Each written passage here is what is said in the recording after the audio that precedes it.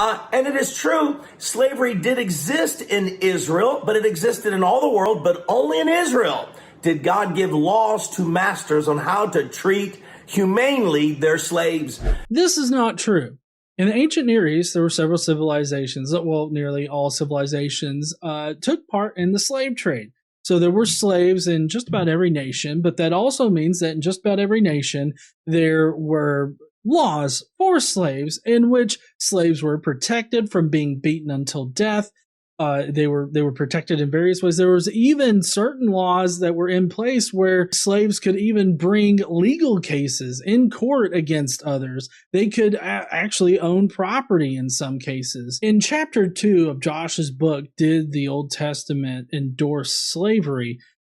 There's a section called Slaves' Rights and Legal Standing, where Dr. Josh Bowen compares the laws of surrounding ancient Near East cultures with the Israelites. And actually, in some instances, the Israelites had much harsher restrictions and much harsher laws against the slaves, not the slave owners. For instance, in the laws of Hammurabi, if a debt slave sold himself into the service of another person, they were to be released after 3 years. Whereas in Israelite culture, they were to be released after 6 years of servitude. And there are various portions of the laws of Hammurabi that give slaves certain rights. Like laws 170 to 171 in the laws of Hammurabi actually said that if a slave girl was married to her master, then that slave girl would be released and given freedom upon her master's death and was even allowed to stay in her master's residence, and perhaps even an equal portion of the master's property after his death. In the last century of the third millennium, slaves were even allowed to conduct their own court cases. They could call witnesses and give testimony. In the New Kingdom in Egypt, slaves could not only give evidence, but could also own their own fields. The laws of Hammurabi also prohibited masters from abusing their slaves or beating them to death or what have you. Another cool thing is that if a slave claimed that the master was not really his master, then they would actually have to resolve that in court. And it wasn't just, the master's word over the slave's word. Legal proceedings had to come into the picture. Also, in the Middle Assyrian palace decrees, we see that slave women servants were protected from their owners or mistresses or whatever from being beaten to death. And they actually have a whole system in place for if the slave needs to be punished in some kind of way. And it doesn't just include, allowing the master to beat the slave relentlessly. There was specific instructions as to how these things were to be carried out, and none of them include beating the slave to death. In fact, if a master beat a slave to death in this particular instance, the master would be held accountable for that death. So it's completely wrong to say that the Israelites were some kind of outlier in ancient Near East culture in providing humane laws for their slaves.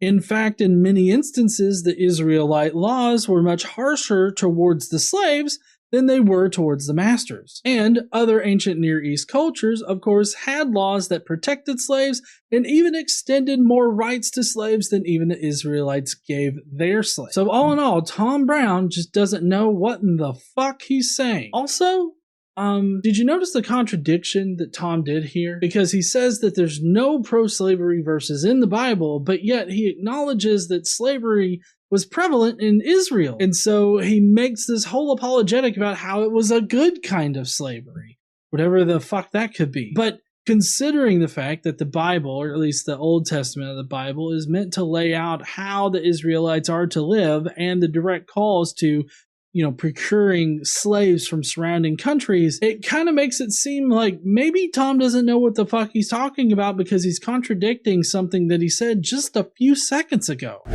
Now, that was unheard of because no master had to be given laws because slaves were their property. They do whatever they want. They can kill them. They can whip them. They can do whatever they want. Well, whipping maybe, but they definitely weren't given carte blanche to just kill slaves. As I said and as I showed, there were laws that governed the treatment of slaves in other ancient Near Eastern culture. And these laws were actually sometimes more humane towards the slaves than the Israelite laws were. But not under the Old Testament. There were laws to masters how to treat their slaves, which already showed the humanity of slaves. Actually, in the Israelites' laws for slavery, I don't see any kind of humanity in it.